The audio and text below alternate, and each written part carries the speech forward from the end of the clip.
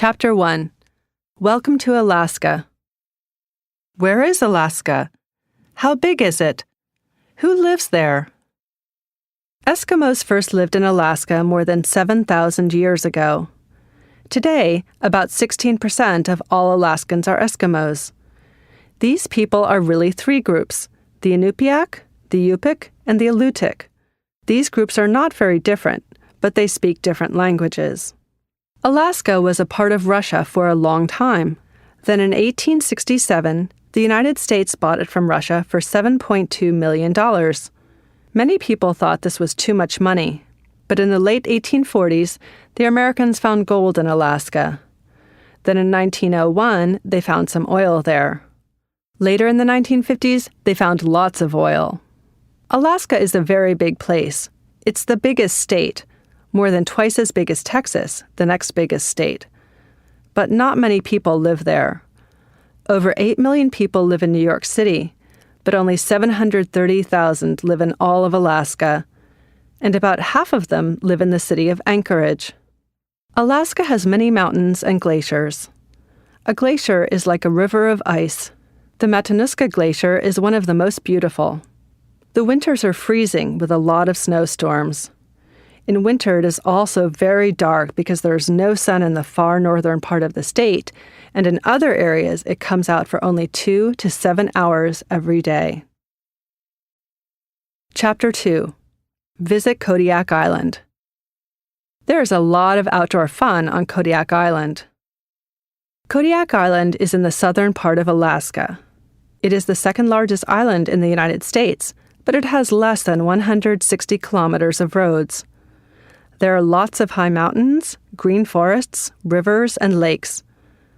About 30,000 visitors come to Kodiak every year. They come to climb mountains, catch fish, watch whales jump in the sea, and go camping. Bear watching is also very popular. The island gets its name from the big Kodiak bear. There are over 3,500 of these wonderful animals living in the forests, but you must be very quiet if you want to see one. About 13,000 people live on Kodiak Island all year, and half of them live in Kodiak City. The others live in small villages by the sea.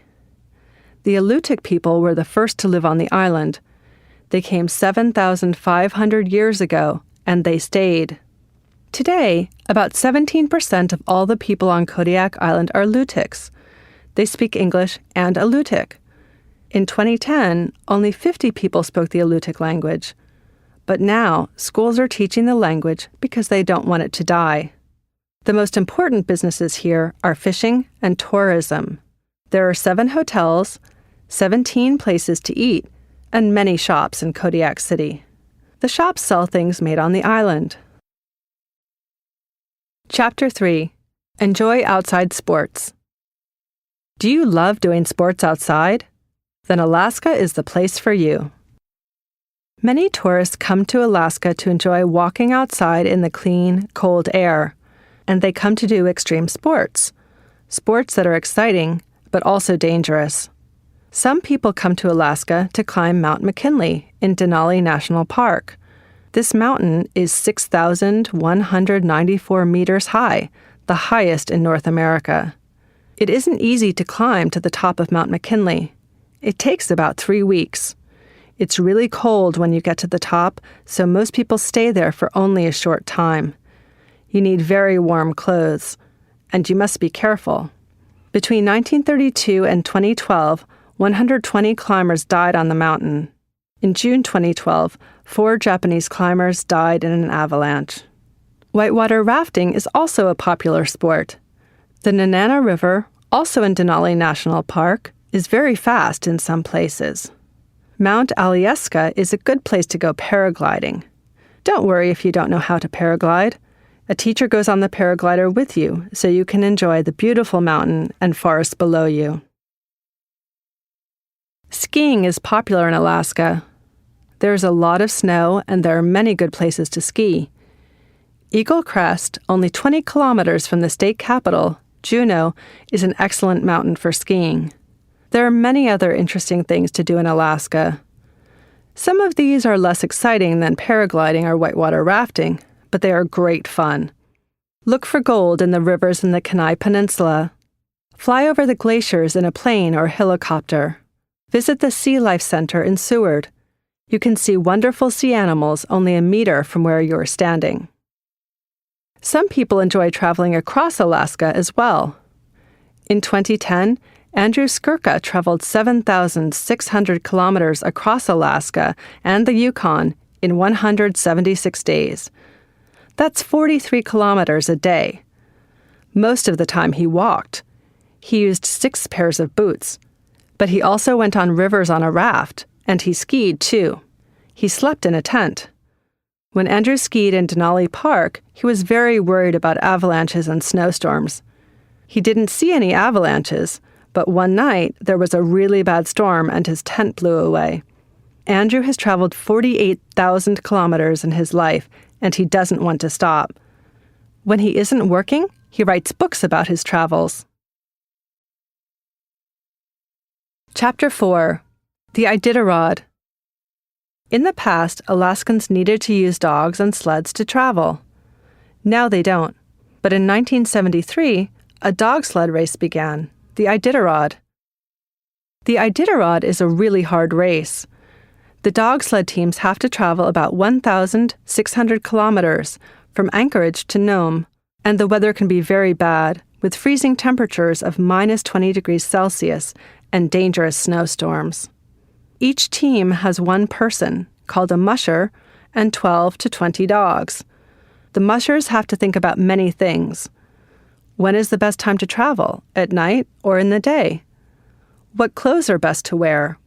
What food is best for the dogs? When is the best time to put the boots on the dogs? If the dogs don't wear boots, the ice can cut their feet. It usually takes 10 to 15 days to finish the Iditarod. The team that gets to Nome first wins. John Baker did the Iditarod in the fastest time in 2011, 8 days and 19 hours. Carl Huntington did the slowest time in 1974, 20 days and 15 hours.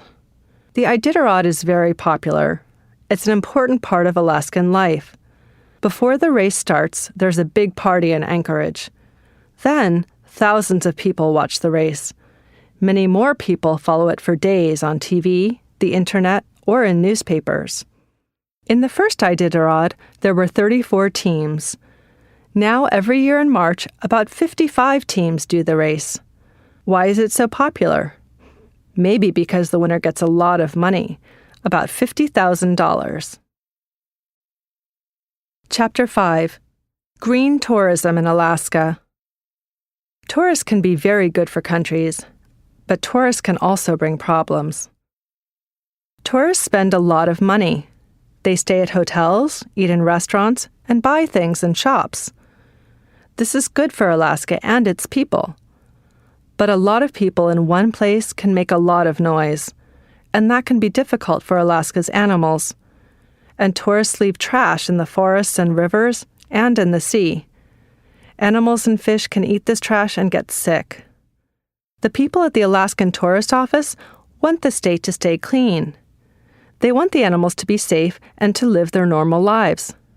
This is why they want people to do green tourism. Green tourism doesn't hurt the forests, the rivers, the sea, or the animals that live in them. Green tourists don't travel in big groups. They go around in small groups so they don't disturb the animals. And the tourist office asks people to take their trash with them when they leave. Many tourists in Alaska take boat trips to see life in the sea. Whales are their favorite animal. The tourists go out on small boats and travel slowly and quietly. This way, they do not disturb the whales and the fish. Chapter 6. The City of Anchorage. Anchorage began as a city of tents in 1915. From 1915 to 1923, people went to live in Alaska to help build the railroad. At that time, about 2,000 people lived in Anchorage. They all lived in tents, but only one tent had a bath in it. By 1940, Anchorage had about 4,000 people, and in 2012, Anchorage was the biggest city in Alaska, with 300,000 people. Anchorage is small, quiet, and pretty. Normally it's a safe place, too, but it wasn't on March 27, 1964. That was a bad day in Anchorage. The ground under everyone's feet started to move. It didn't stop moving for 4 minutes. Houses fell, and 115 people died. It was an earthquake, a big earthquake, the second biggest earthquake in the world. Today, Anchorage is an interesting city. During the day, you can visit the Anchorage Museum. You can learn about the Eskimo people and life in the town many years ago. There are also many places to look at different kinds of art. The H2 Oasis Water Park is a fun place to take children. And Kincaid Park is a good place to go see animals. At night, you can go to a play at the theater, a concert, or out to dinner. Anchorage has some fantastic restaurants. Fish is the favorite of most people here, and many people say it is the best in the world. Chapter 7. What do you think?